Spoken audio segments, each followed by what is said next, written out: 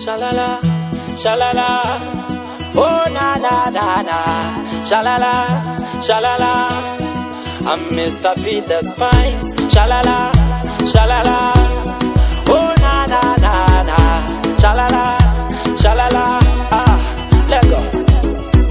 In the course of this week, I happened to listen to a story by one lady by the name Kemunto on TikTok, and she was just elaborating of how she got connected by a friend of hers to these West African men. I don't know, they were either from Ghana or Nigeria, and they had come to look for East African ladies.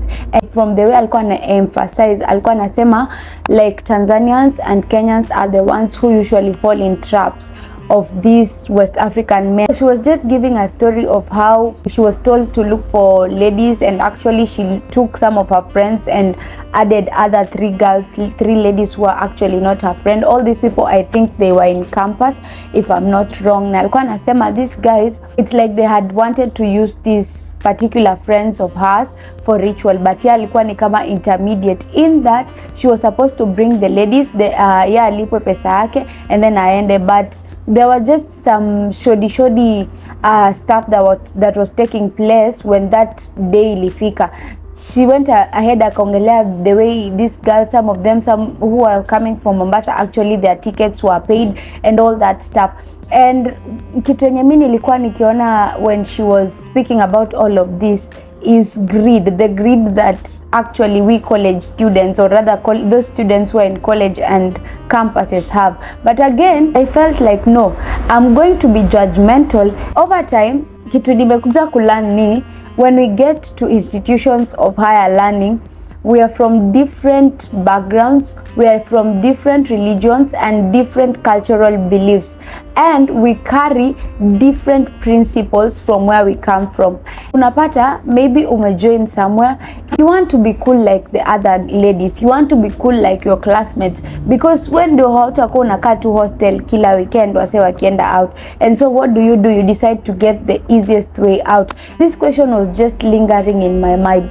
Is it true that actually institutions of higher learning can corrupt good morals?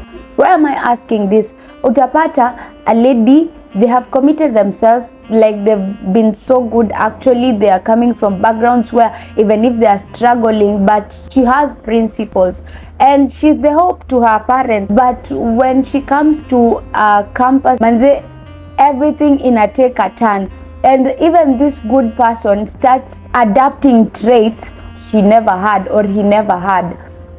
And I think it is applicable like both ways, for male and for female, because male also nasikia like, I don't know, mabenten, I really don't know what they call it, but there are also guys or boys actually who go out of their way to look for women so that they can fund their lifestyle. And to some extent, I can resonate with this. I did an episode where I was talking about the Mbaba, who actually I almost ended up falling in his trap. Umekuja shule, yes, umekuja kusoma, but ukiangalia mse, like even rent kulipa ni shida. Uko hostels, you're really struggling to pay your rent.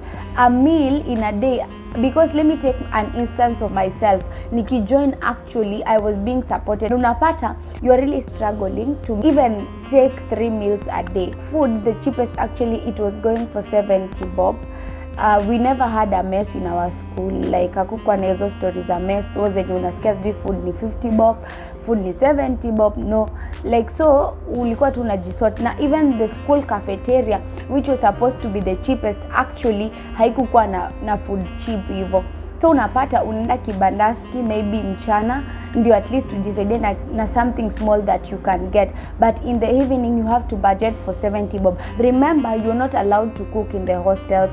I remember vividly, there were some days ikifika your time za supper, I could actually go out so that my friends don't figure out why I'm out. Like I pretend I'm full and I am not interested in eating that day to just hide my shame, while in the same room you're sharing with people actually who, if they make a phone call, like pesa inaingia tu pap, wengine wako na their uncles when you are komaju and what have you. Being a lady, actually, I can resonate to this.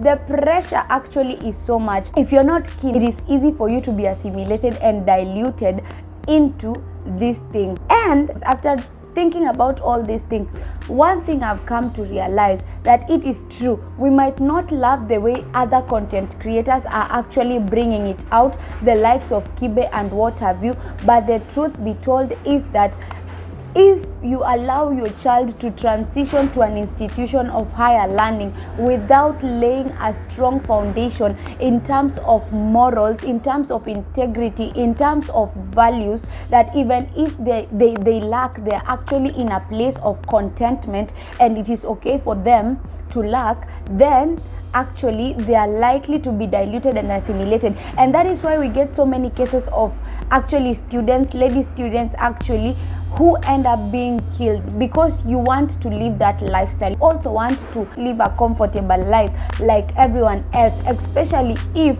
you are putting on a cover of someone that you are not. You don't want to be the odd one out. And I totally understand. I don't want to point fingers because this is something that can actually happen to everyone, because there is just something in a human beings that like pushes them to want to stand out, that pushes them to want to be the center of attention. It comes naturally for each and every one of us, and so it is not a time to point fingers or a time to say, oh, huyu alifanya hivi, alifanya hivi. But overall, I believe that if you are not trained, or if you do not train yourself, you are likely to become a victim of circumstances.